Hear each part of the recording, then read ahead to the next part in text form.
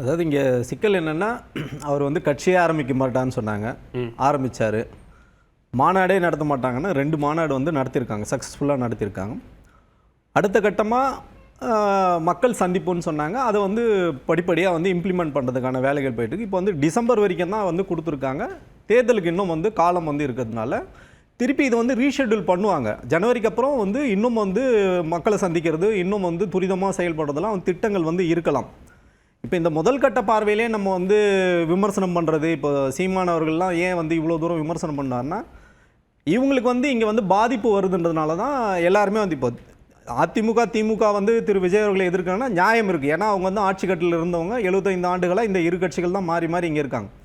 இன்றைக்கி வரைக்கும் ஒரு கவுன்சிலர் கூட வந்து பிடிக்காத ஒரு சீமான் அவர்கள் மிகவும் தரக்குறைவாக வந்து திரு விஜய் அவர்களை பேச வேண்டிய அவசியம் என்னன்னா, இவரோட இருப்பு அங்கே வந்து காலியாகுது. இல்லை, நீங்க விமர்சனம் வைங்க, ஃபர்கானா பதில் சொல்லட்டும். ஆனால் தொடர்ந்து தேர்தல் களத்தை சந்திப்பது, தேர்தல் களத்தை மட்டுமல்ல, அவங்க சொல்ற மாதிரி பல்வேறு எதிர்ப்பு களத்தை, போராட்ட களத்தை அப்படின்னு சந்திக்கிற அந்த அனுபவம் இருக்கு இல்லையா, அந்த அனுபவத்திலிருந்து அவங்க விமர்சனம் வைக்கிறதுக்கான எல்லா தகுதியும் எங்களுக்கு இருக்குங்கிறது தான் அவர்களுடைய வாதம். இல்ல, விமர்சனம் வந்து வைக்கலாம், தப்பே கிடையாது. விமர்சனம் நீங்க சொல்ற வாதம் எப்படி இருக்குன்னா, அதிமுக திமுக எங்களை விமர்சிக்கலாம், மற்ற பெரிய கட்சிகள் விமர்சிக்கலாம், நாம் தமிழர் எப்படி விமர்சிக்கலாம் அப்படிங்கிற மாதிரி இருக்கு. பொது வாழ்வு, அரசியல் வாழ்வு எல்லாத்தையும் சந்திச்சுட்டு அந்த தொனியில நான் சொல்லவே இல்லை.